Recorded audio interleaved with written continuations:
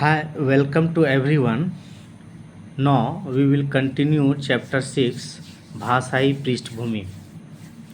तो पिछले क्लासेस में हम लोग तिब्बती बर्मन, द्रविडियन, ऑस्ट्रो एशियाटिक भाषा समूह को देखा था।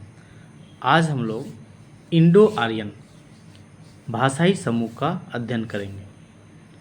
चौथा भाषा समूह इंडो आर्यन इंडो यूरोपियन परिवार के अंतर्गत आता है। वैज्ञानिकों द्वारा मध्य एशिया में पाए गए आनुवांशिक संकेत भारत में इंडो आर्यन भाषा बोलने वाले लोग बहुतायत में है और द्रविडियन बोलने वालों की संख्या इसकी अपेक्षा थोड़ा कम है। इससे पता चलता है कि इंडो यूरोपियन बोलने वाले लोग भारत की तरफ पलायन होकर आए। ऐसा कहा जाता है कि इंडो यूरोपियन परिवार की पूर्वी शाखा या आर्य शाखा 3 उप शाखाओं में विभाजित है, जो इंडो ईरानियन, दार्दिक और इंडो आर्यन के रूप में जानी जाती है। ईरानियन, जिसे इंडो ईरानियन भी कहा जाता है, ईरान में बोली जाती है और इसके शुरुआती उदाहरण जैंड अवेस्ता में पाए जाते हैं। दार्दिक भाषा पूर्वी अफ़गानिस्तान, उत्तरी पाकिस्तान और कश्मीर की है। हालांकि अधिकांश विद्वानों ने दार्दिक भाषा को इंडो आर्यन भाषा की एक शाखा माना है। इंडो आर्यन भाषा पाकिस्तान, भारत, बांग्लादेश, श्रीलंका और नेपाल में बड़ी संख्या में लोगों द्वारा बोली जाती है। लगभग 500 इंडो आर्यन भाषाएं उत्तर और मध्य भारत में बोली जाती है। पुरानी इंडो आर्यन में वैदिक संस्कृत भी शामिल है। मध्य इंडो आर्यन ईसा पूर्व 500 से लेकर सन 1000 तक के प्राकृत, पाली और अपभ्रंश को अपने में शामिल करती है। प्राकृत और प्राचीन संस्कृत का विकास शुरुआती मध्ययुगीन काल में भी जारी रहा और सन 600 तक कई अपभ्रंश शब्द मिले।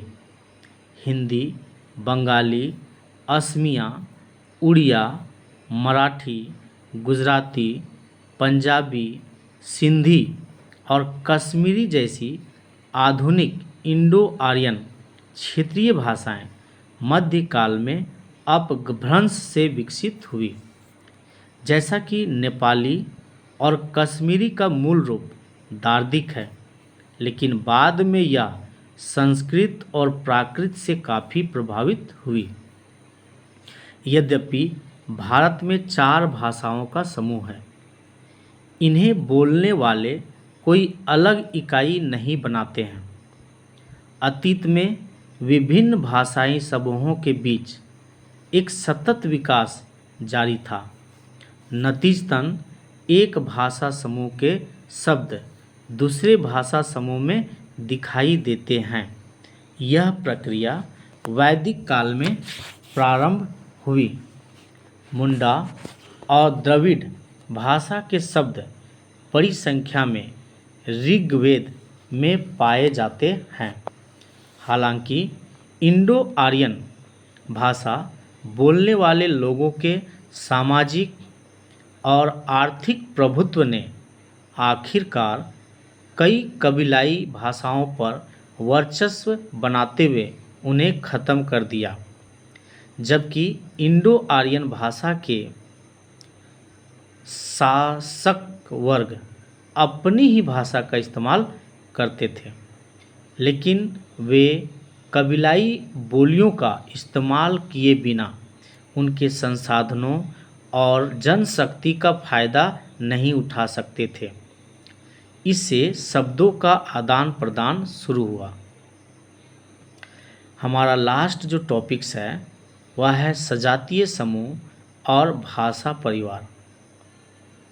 भारतीय उपमहाद्वीप में 4 भाषा परिवारों में से प्रत्येक का संबंध 4 प्रजातीय समूहों में है, जिनमें भारत के लोग विभाजित हैं। ये 4 समूह हैं नेग्रिटो, ऑस्ट्रेलियाई, मंगोलॉइड और कॉकेसॉइड। यह इंसानी प्रजातीय विभाजन 19वीं सदी में किया गया था और यह लोगों की शारीरिक विशेषताओं पर आधारित था। इस प्रकार नेग्रिटो को छोटे कद, छोटे चेहरे और छोटे होंठ का बताया जाता है, जो अंडमान और निकोबार द्वीप समूह और तमिलनाडु की नीलगिरी पहाड़ों में रहते हैं। नेग्रिटो केरल और श्रीलंका में भी है। ऐसा माना जाता है कि वे कुछ ऑस्ट्रिक भाषा बोलते हैं। ऑस्ट्रेलियार्ड्स भी छोटे कद के होते हैं, हालांकि नेग्रिटो से लंबे होते हैं। उनका शरीर काला और उन पर बहुत सारे बाल होते हैं। वे मुख्य रूप से मध्य और दक्षिणी क्षेत्रों में रहते हैं, यद्यपि ये हिमालय क्षेत्रों में भी है और ऑस्ट्रिक या मुंडा भाषा बोलते हैं। मंगोलाइड्स छोटे कद, शरीर पर कम बाल और चिपटे नाक वाले होते हैं। वे हिमालय के आसपास और उत्तर पूर्वी क्षेत्रों में रहते हैं। तिब्बती बर्मन भाषाएं बोलते हैं। कॉकेसॉइड्स आमतौर पर लंबे चेहरे के साथ लंबे कद के होते हैं और अच्छी भली बड़ी ठुड्डी, गोरी त्वचा और लंबी और नुकीली नाक वाले होते हैं। वे द्रविडियन और इंडो आर्यन दोनों भाषाएं बोलते हैं, अतः इनका संबंध एक ही भाषा से नहीं है। एक नस्लीय समूह को दूसरों से अलग करना मुश्किल है, क्योंकि जलवायु परिस्थितियों के कारण उनकी शारीरिक विशेषताएं बदलती रहती है। यह दिलचस्प है कि कुछ क्षेत्रों में ब्राह्मणों और चमारों की समान शारीरिक विशेषताएं हैं और दोनों एक ही भाषा बोलते हैं। ब्राह्मण अपने गोत्र नामक समूह का उल्लेख करते हैं, लेकिन चमारों में ऐसे गोत्रों का उल्लेख नहीं मिलता। हालांकि विभिन्न सांस्कृतिक क्षेत्रों के सभी सीमावर्ती क्षेत्रों में लोग 2 या 2 से अधिक भाषा बोलते हैं। इससे भी महत्वपूर्ण बात यह है कि विभिन्न लोगों के आपसी मिलन से भाषाओं में भी सम्मिश्रण होता है। इस प्रकार लोगों में न तो उनकी मूल विशेषताएं एक रहती है और न ही उनकी भाषा अपरिवर्तनीय रह पाती है।